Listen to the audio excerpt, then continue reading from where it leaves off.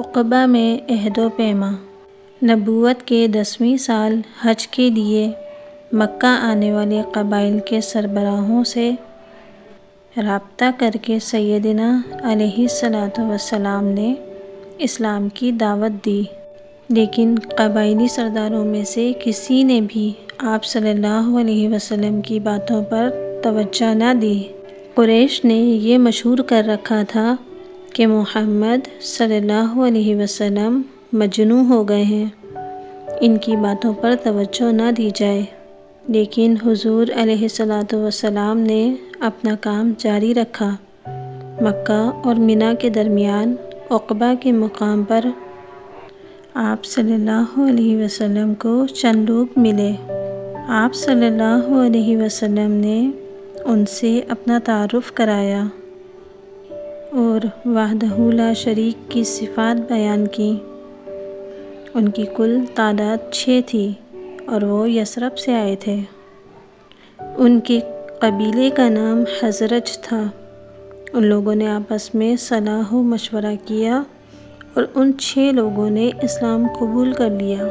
یہ لوگ جب یثرب پہنچے تو انہیں نبی کریم صلی اللہ علیہ وسلم کے پیغام کو عام کرنے کی سعادت نصیب ہوئی۔ اگلے برس عقبہ کے مقام پر مزید 12 افراد آپ صلی اللہ علیہ وسلم کی خدمت میں حاضر ہوئے اور دین حنیف میں داخل ہونے کے بعد یہ عہد لیا گیا: 1. اللہ کے ساتھ کسی کو شریک نہیں کریں گے۔ 2. تخریب اور برے اعمال سے دور رہیں گے۔ 3. جان و مال کے ساتھ سیدنا حضور علیہ السلام کی حمایت کریں گے۔ 4. اسلام کی حمایت اور سربلندی کے لیے مشرکین سے لڑنا پڑا تو لڑیں گے۔ عقیدہ توحید سے سرفراز ہو کر یہ لوگ واپس جانے لگے تو آپ صلی اللہ علیہ وسلم نے حضرت مصعب بن عمیر کو ان کے ہمراہ کر دیا تاکہ وہ نو مسلم حضرات کو تعلیم دیں۔ اس سے اگلے سال یثرب سے آنے والے لوگوں میں سے 75 افراد نے اسلام قبول کیا اور اسلام کے لیے جان و مال قربان کرنے کے عہد کو دہرایا۔ یثرب میں اسلام کا غلغلہ بلند ہونے اور شب و روز مسلمانوں کی تعداد میں اضافے سے مسلمانوں کو ایک پناہ گاہ میسر آ گئی۔ سیدنا علیہ السلام نے مکے سے مسلمانوں کو ہدایت کی کہ وہ یثرب کی طرف ہجرت کر جائیں۔ مسلمان اپنا گھر بار اور سب کچھ چھوڑ کر مکے سے یثرب ہجرت کر گئے۔ مسلمان اگرچہ چھوٹے چھوٹے قافلوں میں ہجرت کر رہے تھے، مگر مکے میں یہ بات پھیل گئی۔ مکے میں مسلمانوں کو ہجرت سے روکنے اور مکے سے باہر نکلنے پر پابندی لگانے کا فیصلہ ہوا۔ مسلمانوں میں سے 3 افراد حضرت عباس رضی اللہ عنہ بن ربیعہ اور دوسرے 2 بھائی حضرت امیہ اور حضرت ہاشم بن عاص پر مشتمل گروپ جب مکے سے روانہ ہونے لگا تو حضرت ہاشم کو کفار نے گرفتار کر لیا۔ اس زمانے میں رائج سزاؤں میں سے ایک سزا یہ تھی کہ زنجیروں میں جکڑ کر صحرا کی تپتی ہوئی ریت پر چھوڑ دیتے تھے۔ حضرت ہاشم رضی اللہ عنہ کے ساتھ بھی یہی سلوک کیا گیا۔ حضرت ابو سلمہ رضی اللہ عنہ نے جب ہجرت کا ارادہ ظاہر فرمایا تو ان کے سسرال والوں نے ان سے ان کی بیوی چھین لی اور ان کے والدین نے بچہ لے لیا۔ ان کی بیوی نے شوہر اور بچے کی جدائی میں پورا سال رو رو کر گزار دیا۔ بالآخر ان کے گھر والوں نے انہیں شوہر کے پاس جانے کی اجازت دے دی۔ انہوں نے دادا دادی سے بچے کو لے لیا اور مدینہ پہنچ گئیں۔ حضرت صہیب رضی اللہ عنہ کی ہجرت کا کفار مکہ کو جب پتہ چلا تو قریش نے کہا کہ جب تم لوگ ہمارے پاس آئے تھے تو مفلس تھے، یہاں تم نے مال و دولت کمایا ہے، اب تم یہ چاہتے ہو کہ اپنا مال اور اپنی جان دونوں لے کر چل دو، تو یہ ناممکن ہے۔ حضرت صہیب رضی اللہ عنہ نے اپنا تمام مال اور اسباب ان کے حوالے کر دیا۔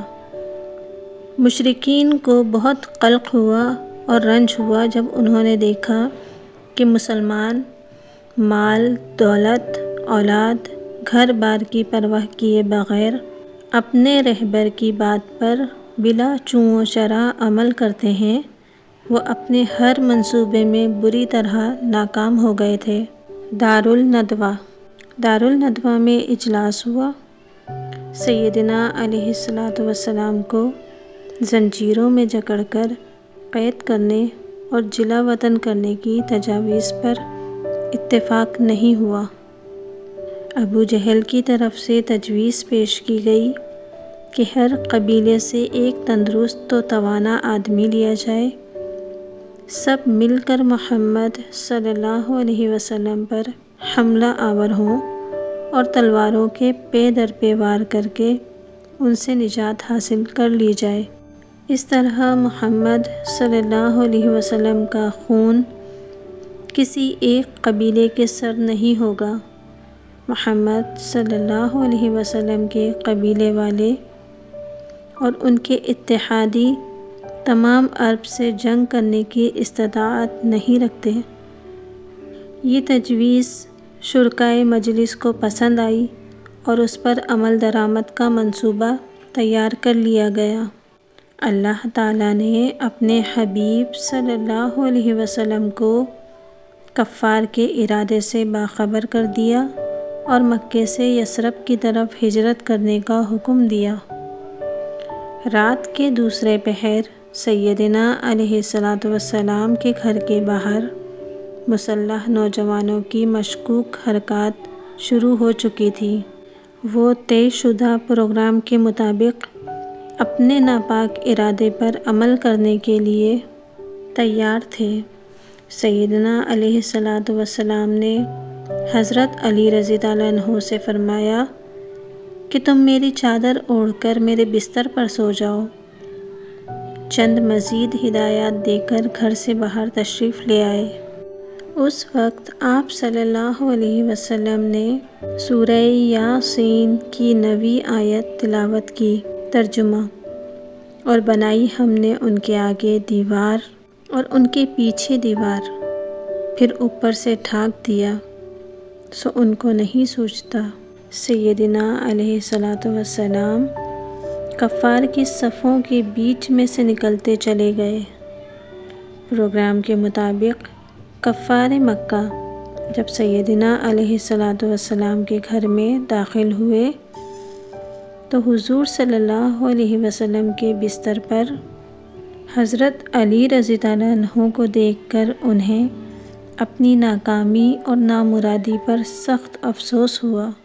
ترجمہ: اور جب فریب بنانے لگے کافر کہ تجھ کو بٹھا دیں یا مار ڈالیں یا نکال دیں، اور وہ بھی فریب کرتے تھے اور اللہ بھی فریب کرتا تھا، اور اللہ کا فریب سب سے بہتر ہے۔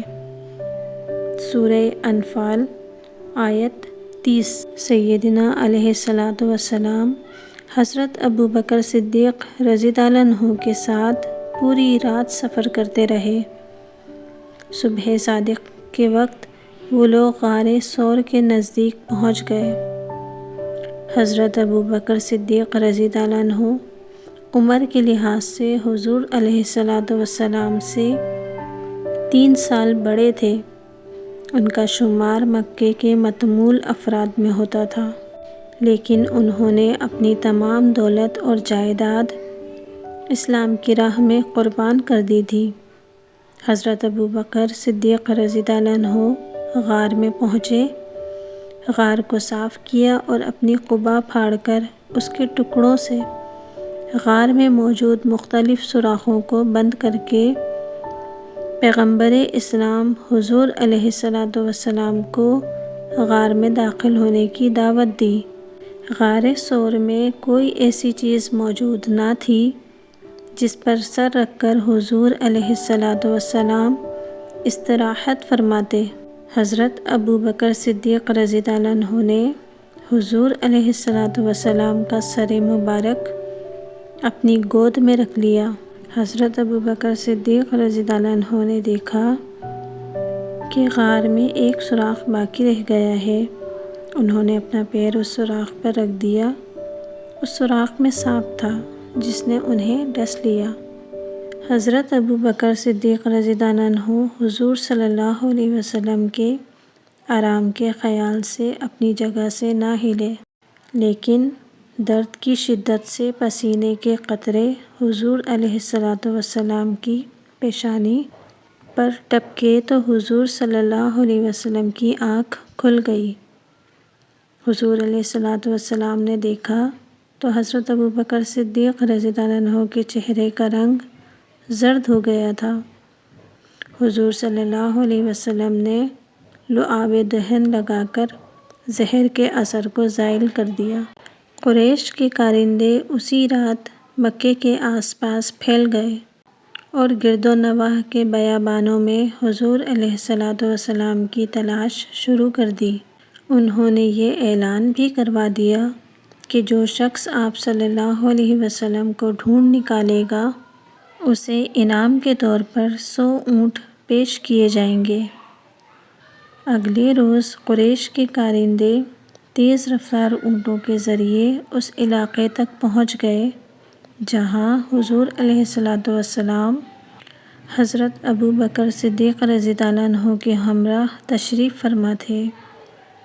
قریش کے افراد غار کے سامنے سے گزرے۔ تعاقب کرنے والوں نے دیکھا کہ غار کے منہ پر مکڑی کا جالا بنا ہوا ہے۔ پیغمبر اسلام حضور علیہ السلام کا تعاقب کرنے والے دوسرے گروہ کے لوگ بھی غار کے قریب سے گزرے اور انہوں نے دیکھا کہ غار میں ایک پرندے کا گھونسلہ بنا ہوا ہے اور اس کے انڈے بھی ہیں۔ قریش کی آمد و رفت دیکھ کر حضرت ابوبکر رضی اللہ عنہ پریشان ہو گئے، لیکن پیغمبر اسلام حضور علیہ السلام نے انہیں تسلی دیتے ہوئے خدا کی مدد کا یقین دلایا۔ ترجمہ: اگر تم نہ مدد کرو گے رسول کی تو اس کی مدد کی ہے اللہ نے۔ جس وقت اس کو نکالا کافروں نے 2 جان سے، جب دونوں تھے غار میں، جب کہنے لگا تو غم نہ کھا، اللہ ہمارے ساتھ ہے۔ پھر اللہ نے اتاری اپنی طرف سے تسکین اس پر اور مدد کو بھیجی وہ فوجیں جو تم نے نہ دیکھیں، اور نیچے ڈالی بات کافروں کی، اور اللہ کی بات ہمیشہ اوپر ہے۔ اللہ زبردست ہے، حکمت والا۔ سورہ توبہ کی آیت 40۔ حضرت محمد صلی اللہ علیہ وسلم اور حضرت ابوبکر صدیق رضی اللہ عنہ 3 شب و روز تک اسی غار میں ٹھہرے رہے۔ 3 دن کی جستجو کے بعد قریش بھی تھک گئے اور مکہ واپس چلے گئے۔ اسی اثنا میں حضرت ابوبکر صدیق رضی اللہ عنہ کا غلام عامر بن فہیرہ طے شدہ منصوبے کے مطابق 2 سفید اونٹنیاں لے کر مذکورہ غار تک پہنچ گیا۔ سفر ہجرت کے اگلے مرحلے میں حضور علیہ السلام قباء میں داخل ہوئے اور کلثوم سیدنا علیہ السلام اور ان کے رفیق غار حضرت ابوبکر صدیق رضی اللہ عنہ کی میزبانی کے شرف سے مشرف ہوئیں۔ سیدنا علیہ السلام نے 20 روز تک قباء میں قیام فرمایا اور اسلام کی پہلی مسجد قباء میں تعمیر کی۔ مسجد کی تعمیر میں سیدنا علیہ السلام بنفس نفیس شریک ہوئے۔